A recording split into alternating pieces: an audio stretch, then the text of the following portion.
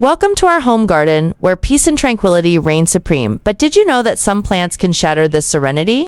Yes, you heard it right. Some plants can be downright evil, disrupting the harmony of your home. 1. Dieffenbachia, dumb cane. Meet dieffenbachia, also known as dumb cane. This plant is notorious for its toxic sap, which can cause severe oral and gastrointestinal irritation if ingested. But that's not all. Its toxic nature can also cause skin irritation and allergic reactions in some people. You have curious pets or kids at home. Dieffenbachia can be a real menace. One bite and they'll be in agony. Not exactly the peaceful atmosphere you're aiming for, right? To oleander, Nerium oleander. Next up is oleander, a beautiful but deadly plant. Every part of this plant is toxic, containing cardiac glycosides that can be fatal if ingested. Even the smoke from burning oleander wood is poisonous. Oleander is often used in landscaping, but it's a ticking time bomb, especially if you have pets or kids who like to explore. One mistake and it could be disastrous. 3. Castor bean ricin. The castor bean plant is another villain in disguise. Its seeds contain ricin, one of the most toxic substances known.